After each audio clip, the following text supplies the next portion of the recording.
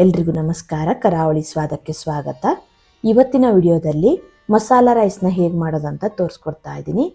ತುಂಬಾ ಸುಲಭದಲ್ಲಿ ಕೇವಲ 10ರಿಂದ 15 ನಿಮಿಷಕ್ಕೆಲ್ಲ ಇದು ರೆಡಿ ಆಗುತ್ತೆ. ಲಂಚ್ ಬಾಕ್ಸಿಗೂ ಕೂಡ ಸೂಪರ್ ಆಗಿರುತ್ತೆ. ಮಕ್ಕಳಿಗೂ ಕೂಡ ಇದನ್ನು ಮಾಡಿಕೊಟ್ರೆ ತುಂಬಾ ಇಷ್ಟಪಟ್ಟು ತಿಂತಾರೆ, ಅಷ್ಟು ಚೆನ್ನಾಗಿರುತ್ತೆ. ದಿಢೀರಾಗಿ ಮಾಡ್ಕೊಳ್ಬಹುದು. ಬನ್ನಿ ರುಚಿಯಾದ ಮಸಾಲಾ ರೈಸ್ನ ಹೇಗೆ ಮಾಡೋದಂತ ನೋಡೋಣ. ಮೊದಲಿಗೆ ಸ್ಟವ್ ಮೇಲೆ ಒಂದು ಕಡಾಯಿ ಇಟ್ಟು ಸ್ವಲ್ಪ ಎಣ್ಣೆ ಹಾಕೊಳ್ತಾ ಇದ್ದೀನಿ. ಒಂದು 3 ಚಮಚ ಆಗುವಷ್ಟು ಎಣ್ಣೆ ಹಾಕಿ ಒಂದೇ 1 ಚಮಚ ಆಗುವಷ್ಟು ತುಪ್ಪ ಹಾಕೊಳ್ತಾ ಇದ್ದೀನಿ. ಸ್ವಲ್ಪ ತುಪ್ಪ ಹಾಕೋದ್ರಿಂದ ಟೇಸ್ಟಿ ಆಗಿರುತ್ತೆ. ತುಪ್ಪ ಇಲ್ಲ ಅಂದರೆ ಸ್ಕಿಪ್ ಮಾಡ್ಕೊಳ್ಬಹುದು. ಒಂದು ಸಣ್ಣ ಪೀಸ್ ಚಕ್ಕೆ, 2 ಲವಂಗ, ಹಾಗೆ ಒಂದೇ ಒಂದು ಏಲಕ್ಕಿನ ಹಾಕೊಳ್ತಾ ಇದ್ದೀನಿ. ಇದೆಲ್ಲ ಹಾಕಿದರೆ ಬಾಯಿಗೆ ಸಿಗತ್ತೆ ಅನಿಸಿದರೆ ಸ್ಕಿಪ್ ಮಾಡ್ಕೊಳ್ಬಹುದು. ನಂತರ ಒಂದು ಈರುಳ್ಳಿನ ಚಿಕ್ಕದಾಗಿ ಕಟ್ ಮಾಡಿ ಸೇರಿಸ್ಕೊಂಡಿದ್ದೀನಿ. ಈರುಳ್ಳಿನ ಸ್ವಲ್ಪ ಫ್ರೈ ಮಾಡಿಕೊಂಡು ನಂತರ ಇದಕ್ಕೆ 1 ಚಮಚ ಆಗುವಷ್ಟು ಶುಂಠಿ ಬೆಳ್ಳುಳ್ಳಿ ಪೇಸ್ಟನ್ನು ಹಾಕೊಳ್ತಾ ಇದ್ದೀನಿ. ಹಸಿ ವಾಸನೆ ಹೋಗೋ ತನಕ 1-2 ನಿಮಿಷ ಚೆನ್ನಾಗಿ ಫ್ರೈ ಮಾಡ್ಕೊಳ್ಳಿ. ಹಸಿ ವಾಸನೆ ಹೋಗೋ ತನಕ ಸ್ವಲ್ಪ ಇದನ್ನು ಫ್ರೈ ಮಾಡಿಕೊಂಡು ನಂತರ ಇದಕ್ಕೆ ಒಂದೇ ಒಂದು ಟೊಮೆಟೊನ ಸೇರಿಸ್ಕೊಳ್ತಾ ಇದ್ದೀನಿ. ಟೊಮೆಟೊನ ಸ್ವಲ್ಪ ಮೆತ್ತಗಾಗೋ ತನಕ ಸ್ವಲ್ಪ ಹೊತ್ತು ಫ್ರೈ ಮಾಡ್ಕೊಳ್ಳಿ. ನೋಡಿ, ಈ ರೀತಿ ಟೊಮೆಟೊ ಸ್ವಲ್ಪ ಮೆತ್ತಗಾದ್ಮೇಲೆ ನಂತರ ಇದಕ್ಕೆ ಮಸಾಲೆನ ಸೇರಿಸ್ಕೊಳ್ಬೇಕು. ನಾನಿಲ್ಲಿ 1 ಚಮಚ ಆಗುವಷ್ಟು ಖಾರದ ಪುಡಿ, 1 ಚಮಚ ಆಗುವಷ್ಟು ಧನಿಯಾ ಪುಡಿ, 1/4 ಚಮಚ ಆಗುವಷ್ಟು ಜೀರಿಗೆ ಪುಡಿ, 1/4 ಚಮಚ ಆಗುವಷ್ಟು ಅರಿಶಿನ ಪುಡಿನ ಸೇರಿಸ್ಕೊಳ್ತಾ ಇದ್ದೀನಿ.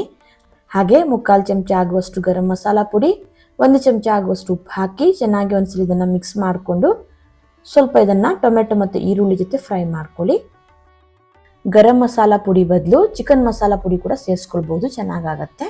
ನೋಡಿ, ಈ ರೀತಿ ಟೊಮೆಟೊ ಮತ್ತು ಈರುಳ್ಳಿ ಜೊತೆ ಈ ಮಸಾಲೆನ ಸ್ವಲ್ಪ ಫ್ರೈ ಮಾಡಿಕೊಂಡು ನಂತರ ಇದಕ್ಕೆ ತರಕಾರಿನ ಸೇರಿಸಿದ್ರೆ ಆಯಿತು. ನಾನಿಲ್ಲಿ 1/4 ಕಪ್ ಆಗುವಷ್ಟು ಕ್ಯಾರೆಟ್, 1/4 ಕಪ್ ಆಗುವಷ್ಟು ಬೀನ್ಸ್, ಸ್ವಲ್ಪ ಹಸಿ ಬಟಾಣಿ, ಹಾಗೆ 1/4 ಕಪ್ ಆಗುವಷ್ಟು ಆಲೂಗಡ್ಡೆನ ಚಿಕ್ಕದಾಗಿ ಕಟ್ ಮಾಡಿ ಸೇರಿಸ್ಕೊಳ್ತಾ ಇದ್ದೀನಿ. ತರಕಾರಿನೆಲ್ಲ ನೋಡಿ ಈ ರೀತಿ ಸಣ್ಣದಾಗಿ ಕಟ್ ಮಾಡಿ ಹಾಕೊಳ್ಬೇಕು, ಬೇಗ ಬೇಯುತ್ತೆ. ಇಷ್ಟೇ ಅಥವಾ ಇದೇ ತರಕಾರಿ ಹಾಕೋಬೇಕಂತಿಲ್ಲ, ನಿಮ್ಗೆ ಇಷ್ಟವಾದ ಬೇರೆ ತರಕಾರಿನೂ ಕೂಡ ಹಾಕೊಳ್ಬಹುದು.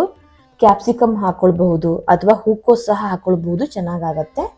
ತರಕಾರಿನೆಲ್ಲ ಹಾಕಿ ಚೆನ್ನಾಗಿ ಒಂದ್ಸಲ ಮಿಕ್ಸ್ ಮಾಡಿಕೊಂಡು ತರಕಾರಿ ಬೇಯಲಿಕ್ಕೆ ಸ್ವಲ್ಪ ನೀರು ಹಾಕೊಳ್ತಾ ಇದ್ದೀನಿ. ಒಂದು 3ರಿಂದ 4 ಚಮಚ ಆಗುವಷ್ಟು ಹಾಕ್ಕೊಂಡಿರಬಹುದು.